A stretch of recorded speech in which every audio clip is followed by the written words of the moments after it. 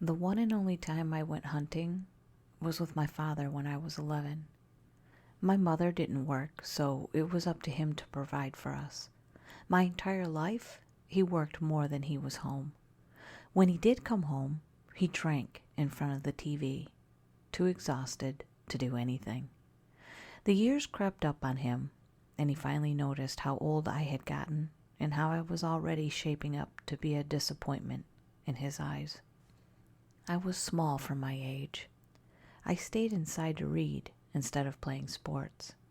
My body, so frail, I got sick often. When he finally truly looked at me for the first time, he didn't recognize the son that lived in his house. He thought hunting would be the answer. If I would man up and shoot something, maybe I might grow into the person he wanted. We never really spent any time together. Out hunting with my father, it felt like being stuck inside the forest with a stranger. What kind of person even enjoys camping? Was I missing something? I nearly got eaten alive by bugs. The humid and cloudy weather didn't keep them away, only making me even more miserable. My father kept sipping away at a steel water bottle I knew didn't have water inside. Without it, he never would have lasted the day. We caught no fish at the lake for lunch the first day. Trying our luck, we went into the forest trying to shoot something for dinner. We packed something to eat, but not much. My father worked hard. However, he was supporting all three of us on his own. I knew it would be four of us soon. My mother hadn't told him yet, and I wasn't sure how he would take it. I really prayed she would leave him, as heartless as that was to hope for. We could go to my aunt's house so my father could be alone. Maybe retire in a few years without having to worry about supporting a family. Even as a child, I could see how much his job broke his body a little more every day. In my mind, my mother didn't have any kind of feelings for this stranger. Instead of going outside playing with neighborhood friends, I worried about my family's future. In the woods, hunkered down, my father waited for something to come into his sight. For the first time, he made the attempt to talk with me and teach me things. After a while, when he thought I could be trusted, he placed the rifle into my hands and let me get into position. It was far too big for my short arms and little hands. I feared if I fired it, the recoil would break my shoulder. I didn't know the first thing about guns. In the movies, I had seen they always had a powerful recoil. "Line it up. Our dinner is over there," my father whispered in my ear. While I worried and fretted, a rabbit came into the clearing. He spotted it first. Looking through the sight, I went through everything I had just learned. I only needed to pull the trigger. Such a simple little thing. My father would teach me more things patiently and be proud of me. The first hunting trip with his son would become a cherished memory. Well, it did not go like that. I froze up. I just couldn't shoot the rabbit. Aside from not wanting to kill another living creature, I felt like if I shot it, I would be living a lie.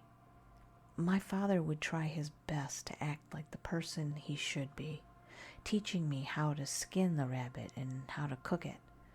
But he would not actually care about me. He never did. This trip would never turn into a family relationship he wanted.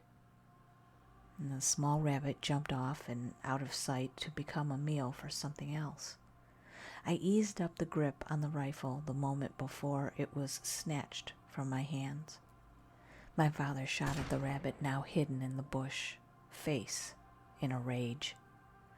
"Why didn't you shoot it?" he hissed at me. When he got angry, his voice got low. He was never the type to yell and scream.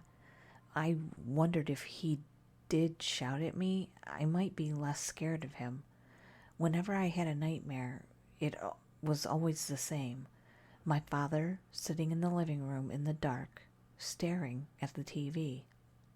I stood in the doorway looking at him, just waiting. The waiting crept dread into my bones. I hated the waiting. I wished he would just finally scream at me. I couldn't stand his silent rage any longer. Just go back to camp. You're worthless. Those words should have done nothing to me. After all, this man wasn't my father. Not really. He was a stranger, and yet I felt my face redden in shame. I still didn't entirely regret not shooting the rabbit. I went back to the camp, trying to make myself useful. I collected firewood. I tidied up and did anything else I thought might make my father happy. I heard a sound of a truck. We parked pretty close by, and my stomach sank at the thought of him just leaving me here. But our gear cost a lot of money. He would leave his son in the woods, but not things he worked hard for. For hours, I was alone in the tent. I brought a book along. I'd nearly finished it by the time my father returned. He smelled drunk and like fast food. I knew he had gone into town for supper and a few drinks alone. I had eaten a hot dog and a handful of marshmallows. The arrangement was fine by me. The rest of the night he spent by the fire, silent, drinking his not-so-hidden vodka stash. The scene identical to how he spent time at home. So silent, just looking forwards, yet not taking anything in. He stayed outside even after night fell. I went into our tent trying to sleep, finding it impossible. I thought about how things would change when my new sibling came, if they ever made it to that point. I feared my father may make certain he would not have another mouth to feed. I wanted nothing more to get away from that man, even though, in a way, he had never done anything to me. The nothing scared me. The nothing made me feel as if something was coming. At some point, I had fallen asleep. Rustling outside woke me up. In my drowsy state, I sat up, hearing my father's voice outside. "Take him, please, not me." He was crying. The man I didn't know a thing about was crying. His voice was faint, as if far away, more begging and pleading, until I heard something that made me scramble into the corner of the tent. He finally broke the silence, and the noise I've always dreaded came. He screamed, and just kept screaming as if his life depended on it. Clutching my knees to my chest, tears came to my eyes as I could do nothing but listen. Cracks from the rifle came. Whatever he was firing at, he missed. Or it didn't care. The entire exchange only took a few minutes that felt like years. Finally, his voice drifted away as if he was being dragged at a fast pace. At first, I wanted to stay inside the tent until morning. I sobbed hard until my throat felt raw and eyes hurt. When my crying spell stopped, I decided to see if he'd dropped the rifle. I would need a weapon until I could leave when dawn came. I unzipped the tent, only enough to peek outside. The dying fire did not give enough light to see by. I needed to go outside. Finding a flashlight, I carefully got out of the tent, hyper aware of every sound around me. Scanning the ground, I saw the hot dogs were still where I left them. If my father was attacked by a wild animal, why didn't they take these as well? Did the smell attract something and it decided a full-grown man would be a better meal? I saw no sign of the rifle, only tracks in the dirt where my father made his last stand. I felt sick because I realized he was coming towards the camp instead of the truck when he got snatched away. He either tried to save me or wanted to use me as bait. Neither idea made me feel better. Thinking the truck would be a better place to wait until morning, I started to look around trying to find the trail towards it. I stopped when I heard a voice. "Please, not me. Help." It sounded so hurt and awful. The last word was choked out, making it hard to hear. But I knew that was my father calling out. For the first time in my life, he was trying to reach me. Abandoning the idea of the truck, I foolishly turned away and towards the voice. For hours, I walked in those woods, getting hopelessly lost.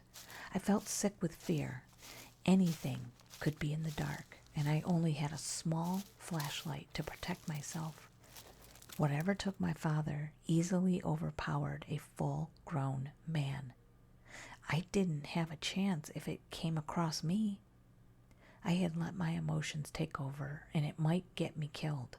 Then again, I was only a child back then and really shouldn't be too hard on myself.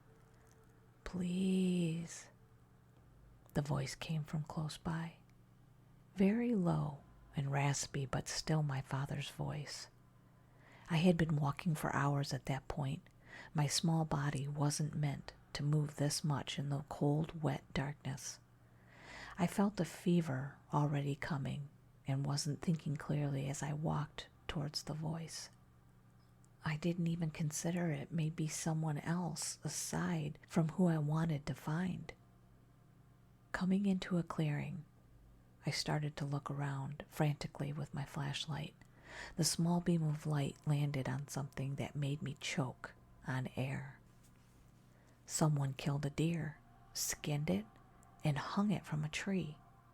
In the darkness, that was what it looked like. I knew what a skinned deer looked like. It was what my mind wanted to see. The kill, so fresh, blood still dripped down onto the grass. I couldn't stop myself from starting to take shorter and shorter breaths when a whisper of a thought came to my mind. That the body wasn't a deer. That's not him, I said out loud, only to myself. That's not him. Nope, that's not him. It's a deer. It's a small, deformed deer with small legs.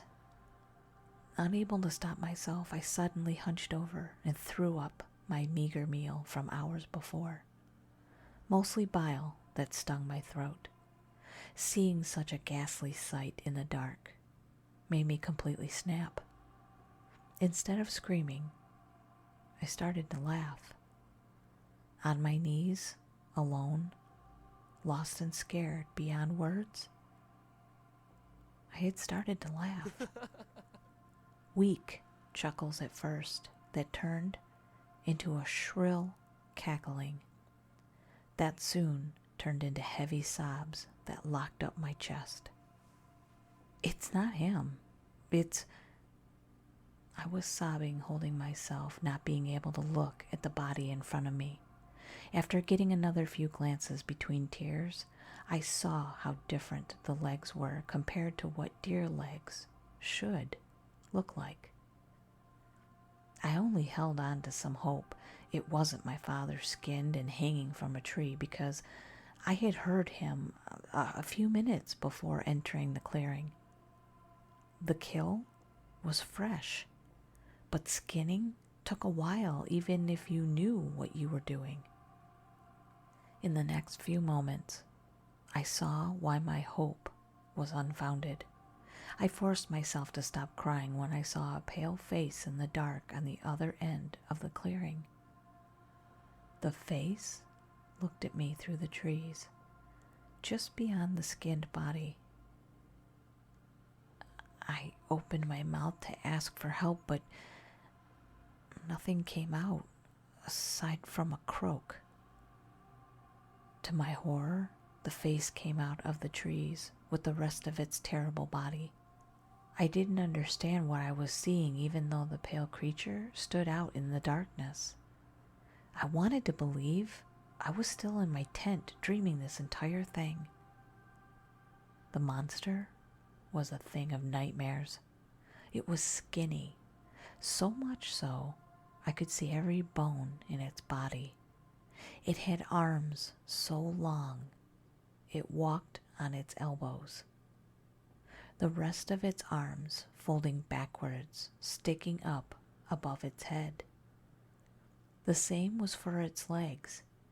It crawled on its knees, legs pointing up towards the sky. The pale thing saw me. Inhuman sunken eyes on a flat human-shaped face. Standing up, I thought I could run.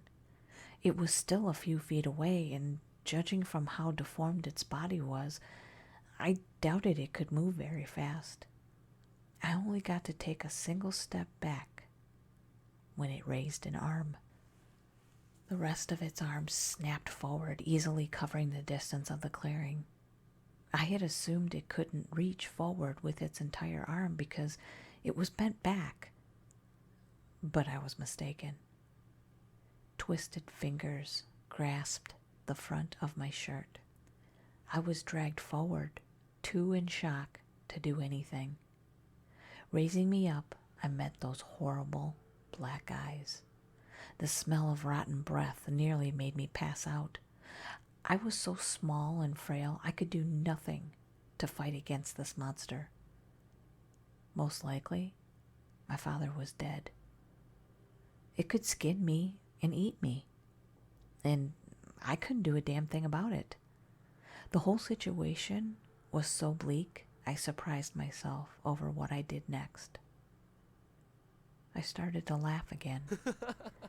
The monster's features twisted in one of confusion. I still laughed until tears came back to my eyes. And that thing, whatever it was, copied me. It laughed my own voice back towards me.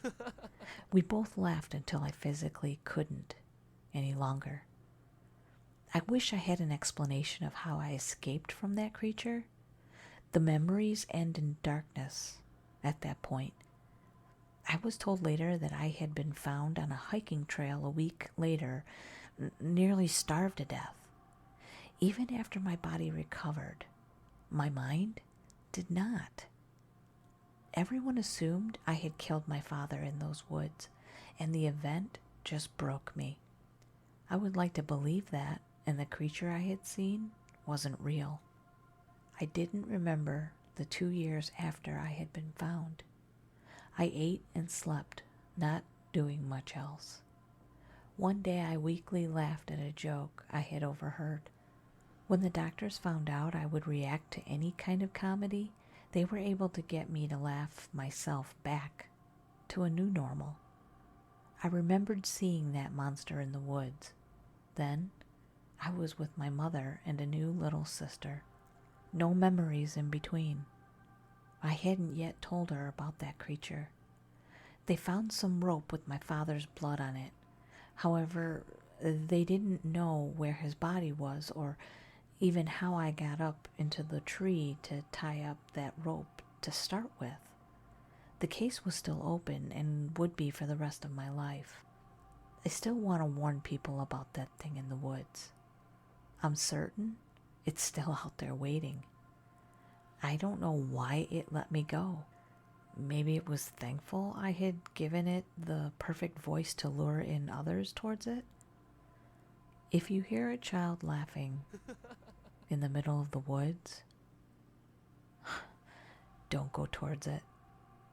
That's your time to leave. Wherever you are, whatever you're doing, I hope you're having a wonderful day or night, and I'll see you on the next one. Thanks, guys. Bye.